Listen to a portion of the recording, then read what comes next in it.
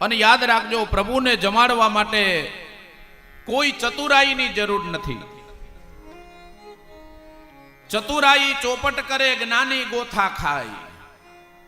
ચતુરાઈ ચોપટ કરે, જ્ઞાની ગોથા ખાય. ભોલે ભગત કે હાથ સે ભોજન ભગવાન કરે.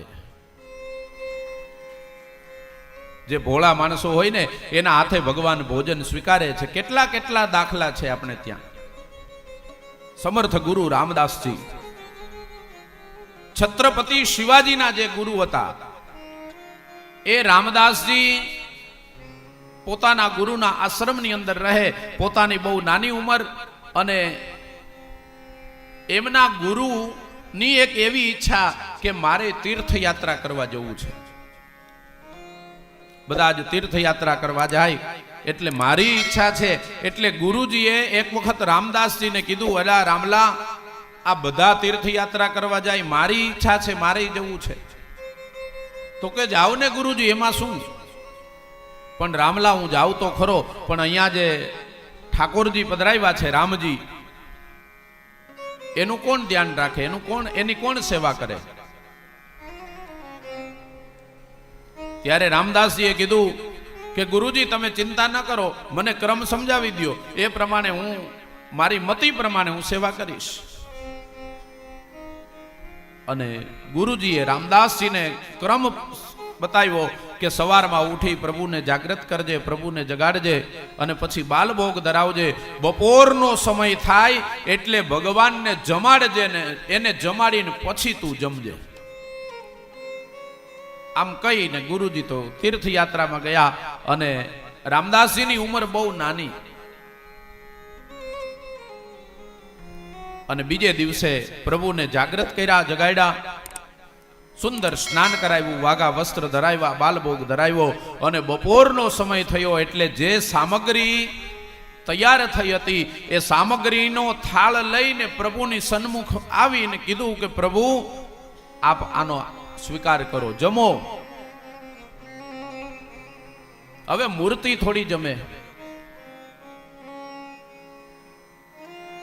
એટલે રામદાસજીએ બીજી વાર કીધું કે પ્રભુ આરોગો, અને મારે બીજું કાંઈ કામ નથી, પણ તમે જમો ને પછી મારો જમવાનો વારો આવે. મારા ગુરુજીએ કીધું છે કે પ્રભુ જમી લે, એને જમાડીને પછી તું જમજે. હવે તમે નહીં જમો તો મને ભૂખ લાગી છે, શું કરવું હવે? પ્રભુને કે પ્રભુ, હું વિનંતી કરું, તમે જમો ને હવે, એટલે મારો જમવાનો વારો આવે. અને ત્યારે રામદાસજીને ક્રોધ આવ્યો ને એટલે રામદાસજી સોટી લઈને આવ્યા છે. સોટી લઈને આવીને કે હવે તમારે જમવું છે કે નહીં? ત્યાં તો પ્રભુ મૂર્તિમાંથી પ્રગટ થઈ ગયા અને એના હાથે પ્રભુ ભોગ સ્વીકાર કર્યો. પછી તો રોજનો ક્રમ, રોજ પ્રભુને જમાડે, જમાડીને પછી જમે. અને ગુરુજી જ્યારે યાત્રા કરીને આવ્યા એટલે ગુરુજી યાત્રામાં હતા ને તો એને ચિંતા, બોલો રામલો ગાંડા જેવો છે, જમાડતો હશે કે કેમ, સેવાનો ક્રમ સાચવતો હશે કે કેમ. અને જ્યારે પાછા આવે એટલે ગુરુજીએ રામદાસજીને કીધું, એલા રામલા, ઠાકોરજીની સેવા સારી રીતે કરીને? તો કે હા ગુરુજી. પ્રભુને રોજ સામગ્રી ધરતો કે નહીં? પ્રભુને જમાડતો કે નહીં? એને જમાડીને જમતો ને?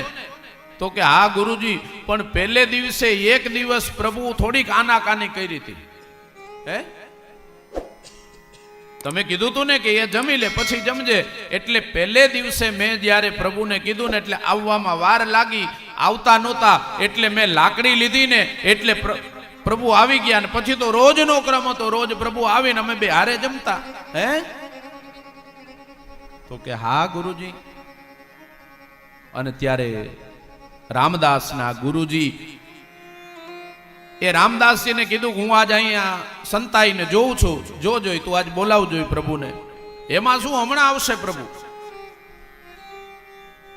અને રામદાસજી પ્રભુની સન્મુખ જ્યારે થાળ તૈયાર થયો અને થાળ ધર્યો અને કીધું, હે હરિ, હવે જમવા માટે પધારો. અને ગુરુજી જોવે એમ ત્યાં પ્રભુ પધાર્યા અને પ્રભુ જમે ને પછી રામદાસજી જમ્યા. ત્યારે એમના ગુરુએ રામદાસજીને વંદન કર્યા કે હે રામદાસ, તારી ભક્તિને ધન્ય છે.